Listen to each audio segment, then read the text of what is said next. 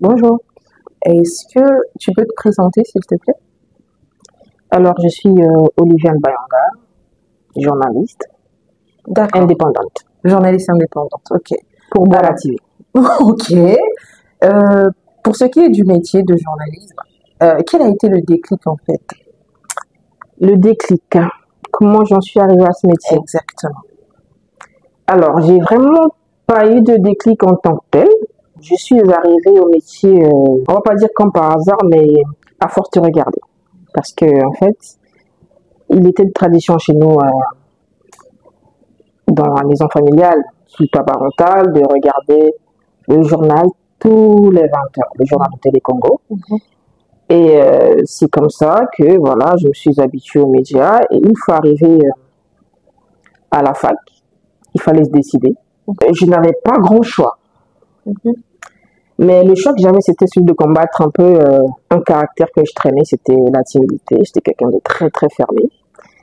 Mais j'étais quelqu'un qui voulait être entouré, qui voulait connaître du monde.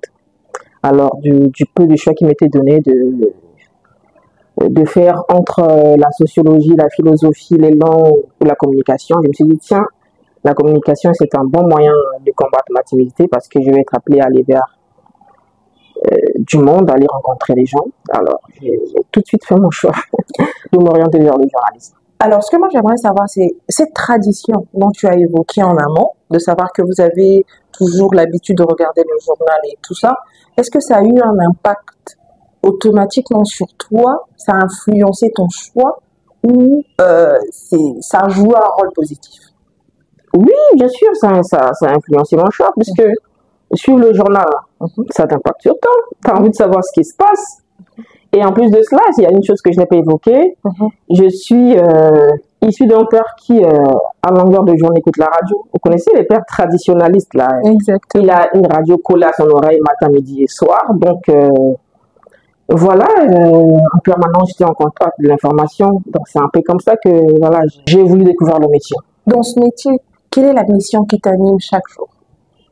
Bon, là, la mission qui m'anime chaque jour, puisque je suis là au moment tournant, je ne vais pas dire que je suis très active parce que par manque de temps, j'ai un tout petit peu mis en stand-by le média. Ce qui m'incombe maintenant en tant que journaliste, parce que je suis plus observatrice maintenant, mais c'est un peu être à l'affût de l'information. Je ne peux pas passer outre l'information. Je fais en sorte d'être au courant de ce qui se passe à travers le monde, aussi bien localement qu'à travers la planète. Peux-tu me raconter ton premier reportage? Comment s'est-il passé? Mon premier reportage? Le tout premier reportage. J'étais la plus jeune de ma rédaction. D'accord. Je ne sais pas si je dois parler du média tu m'as donné ma première expérience. C'était MN Télévision. J'étais encore sur le banc de l'école, donc à la faculté des lettres et des sciences humaines à l'époque. J'étais en deuxième année de fac. Un jour comme ça, il fallait, après une brève formation, il fallait qu'on nous jette à l'eau, qu'on nous envoie en reportage. Et quand je vais en reportage, chapeauté par un ancien qui avait plus d'expérience, on me dit qu'il faudrait glaner des informations et venir les raconter. Donc, quand j'arrive sur le terrain, j'observe, je passe des interviews, je rencontre du monde. Et quand il faut rentrer à la rédaction, écrire son papier, je suis trop narrative. Donc, je verse un peu dans le commentaire. Donc, mon rédacteur en chef, en lisant mon papier, me dit « c'est pas mal, mais tu as trop versé dans le commentaire. Le journalisme, c'est des faits. Arrête-toi au strict fait. Arrête-toi à dire ce que tu as vu sur place. Et c'est ce dont on a besoin ici et ce dont le public a besoin. » Donc, première information, il fallait que je m'arrête à dire ce que j'avais vu sur le terrain. Donc, voilà, c'est le souvenir que je garde et que j'ai toujours gardé jusqu'à aujourd'hui. Première leçon. Après cette expérience, quel a été ton ressenti? Est-ce que ça t'a motivé à continuer à Bien sûr que ça ne peut que me motiver à continuer. Je n'ai pas de raison de m'arrêter parce que je sentais qu'il y avait une belle aventure qui m'attendait devant. Je me suis dit, écoutez, à la première remarque, si tu cherches à t'arrêter, ça veut dire que tu n'étais pas aussi motivé que ça. Donc voilà. En tant que femme journaliste, quel est le défi qui t'a le plus marqué et comment l'as-tu surmonté?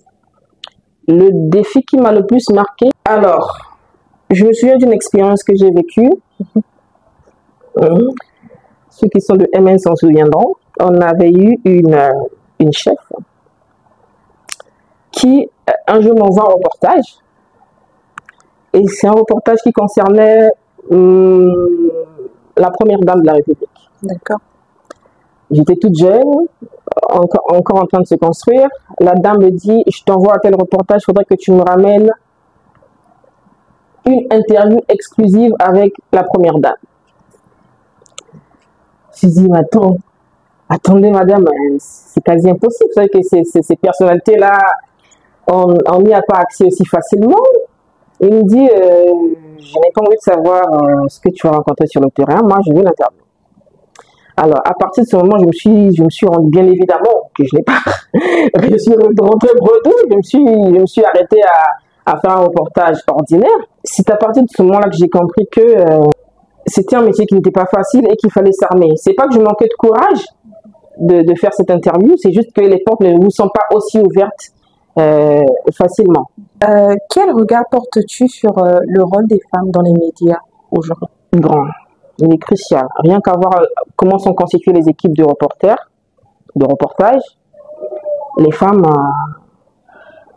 elles sont toujours présentes. Donc c'est pour dire que nous jouons notre rôle. Après, je pense que les femmes, leur rôle en ce moment n'est pas à mépriser. On est en train de jouer notre partition. On est en train d'essayer de prendre notre place. Parce que je vois chaque jour, depuis ma position, comment il y a de nouveaux talents qui naissent. C'est pour ainsi dire que voilà, le métier il est très prometteur.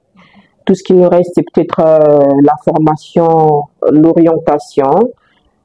Mais le rôle des femmes dans les médias en ce moment n'est pas des moindres. Vie professionnelle et boulot, c'est souvent la messe à faire. Que penses-tu? Est-ce qu'une femme, aujourd'hui journaliste comme tu l'es, peut concilier son boulot et sa vie professionnelle tout en bravant des postes à responsabilité? Tout est question d'organisation, tout est question d'objectif, de vie. Je pense que tout est motivé par ce que l'on veut. Il n'y a aucune raison que la vie personnelle empiète sur sa vie professionnelle. Il n'y a aucune raison qu'on s'arrête à dire « moi je m'arrête à ce niveau parce que je suis une femme ». Si les hommes peuvent le faire, bah, pourquoi pas nous? Donc je pense que la question ne devait même pas se poser. Tout est question d'objectif, de vision, de ce que l'on veut. Pour toujours rester dans ce couloir, du côté des hommes, il y a toujours ce côté où la femme ne peut pas. Il y a toujours cette compétition, si je peux dire. Qu'est-ce que tu penses par rapport à ça? Quel est ton point de vue en fait? Pourquoi toujours comparer en fait l'homme et la femme dans ce métier en fait? Bon, parce que moi je pense que j'aime pas trop jeter la pierre sur autrui. Je pense que c'est nous d'abord les femmes. Comment on se positionne sur le métier? Et tous ces stéréotypes, est-ce qu'on pourrait pas les casser par nous-mêmes? Parce que c'est vrai que c'est des stéréotypes, mais c'est basé, c'est construit sur quelque chose, c'est construit sur des faits qui pourraient s'avérer vrais, parce qu'on a tous vécu. Tu donnes un sujet d'économie à une femme, elle dit « Ah non, je suis plus portée sur des sujets de société. Je suis plus portée sur des champs écrasés. Ah moi, je préfère aller voir comment on a percuté quelqu'un là-bas que de traiter un sujet qui parle politique. » Je pense que ça reste des stéréotypes à casser complètement. Parce que je pense que de la même manière qu'un homme peut se construire, pareil, une femme aussi peut le faire. Et aujourd'hui, je suis ravie, moi j'en connais des femmes qui travaillent tellement bien, à qui je ne manque pas de laisser de messages, parce que j'ai suivi son reportage, j'ai regardé comment elle a écrit. Je vais jeter les fleurs par exemple à la rédaction sans vouloir vous flatter. La rédaction des Dépêches de Brazzaville par exemple, Emilia, je pense que je lui ai fait savoir, la présidente de l'association. Il y a Jessica, je lui ai fait savoir. Il y a une dame que je lis souvent, Divine Ongania. Voilà. Belle plume. Donc il n'y a pas de raison de dire qu'il y a des hommes qui se sentent plus à l'aise que les femmes sur certains sujets. C'est à nous de faire preuve, de prouver au monde que non, c'est faux. Et après, il ne suffit pas de le dire. Il faut aussi s'armer, s'informer, se former pour prouver au monde qu'on est capable. Parlant de stéréotypes, quel est celui que tu entends le plus sur les femmes des médias? Que les femmes, elles viennent faire la belle. Qu'elles sont là pour se vendre.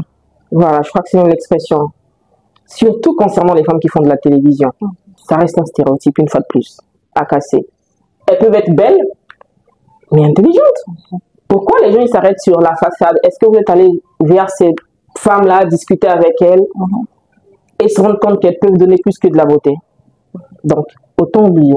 Il y a des femmes, elles font de la télévision, elles sont journalistes, elles sont pertinentes et belles. C'est pas empêché d'être belle. Voilà. Aujourd'hui, face à ça, comment tu réagirais? Aujourd'hui, tu es là, tu entends des gens dire ce que tu viens de dire en termes de stéréotypes. Quelle sera ta réaction? Ah non, tout de suite, je m'érige en faux. Je ne vais pas laisser, aller une telle information. Non, non, non, non, non, c'est faux. Apprenez à connaître les gens. Apprenez à connaître les gens. Il y a pas mal de modèles de femmes journalistes, femmes au Congo ou à travers le monde. Elles sont intelligentes, belles. Elles ont tout pour briller, quoi. Voilà. Je retiens le mot modèle pour poursuivre en disant, dans ce métier, est-ce qu'il y a une figure, sinon des figures qui t'ont inspiré, sinon qui t'inspirent jusqu'à aujourd'hui? Localement, internationalement. Des rédactions papier. Dépêche du Brazzaville, Semaine africaine, je pense à Idlenly. Grande brave, où je te trouve tout mon amour. Elles sont nombreuses. Après, à la télé, il y a eu des femmes qui nous ont fascinés. J'étais encore bien jeune, mais il y avait Madame Sambatoyo qui était pas mal. Et il y avait, alors, celle qui m'a donné envie de faire de la télévision, c'est un peu Aline Franceto Gabeka. Elle débarque à la télé bien jeune. Belle élocution. Elle était juste magnifique. Elle est encore jusqu'aujourd'hui. D'ailleurs, je suis désolée d'en parler au passé, mais elle est encore jusque-là. Il y a eu pas mal de personnes, des Algérie, belle prestance. Il y a pas mal de femmes qui font de la télévision, mais de très belle manière. Voilà. Après, internationalement, il y a l'américaine, pour qui elle est un modèle un peu pour toute la jeunesse congolaise. Hein, j'ai oublié le nom. Oprah Winfrey. En France, il y a Anne-Sophie Lapix. Pas mal. Voilà. Si tu devais donner un conseil à une jeune étudiante, sinon jeune fille qui aimerait faire le même métier, qui aimerait embrasser ce métier de journaliste, qu'est-ce que tu lui diras? Si j'ai un conseil à donner à une femme une jeune dame qui voudrait venir à ce métier, c'est que c'est un métier qui demande énormément de culture. On ne vient pas au journalisme pour faire la belle. On ne vient pas au journalisme pour épater la galerie. On ne vient pas au journalisme pour de la figuration. On vient au journalisme pour faire prendre sa place. On vient au journalisme pour impacter les générations. On vient au journalisme pour montrer sa profondeur. On vient au journalisme pour juste faire preuve de sa connaissance, de sa culture générale. Et quand je parle de culture générale, c'est inconcevable une journaliste qui ne lit pas. Et ça, c'est mon combat de tous les jours. Une journaliste qui ne lit pas, c'est complètement inconcevable. Vous allez venir au métier, vous allez apprendre à lire, parce que c'est dans les livres qu'on se construit. On peut être belle, mais quand on est encore plus intelligente, quand on a une culture générale grande comme le monde, franchement, on ne dira plus, il y aura tous les stéréotypes qui suivent les parcours de journalistes vont tomber. Merci Oliviane. De rien, c'était un plaisir.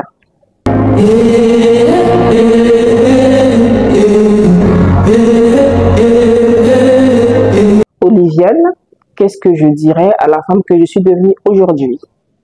Je vais commencer par l'applaudir. Je vais commencer par applaudir parce que ce n'était pas facile. Quand je vois d'où je viens, je ne peux pas passer autre que les applaudissements. Ça a été beaucoup de travail. Beaucoup de travail sur soi, un peu trop de travail même d'ailleurs. Trop de sacrifices sur moi-même. Je suis née anonyme. Je porte le nom de mon père pour l'instant. Mais j'ai pas voulu partir d'ici anonyme. C'est pour ça que j'ai travaillé aussi dur.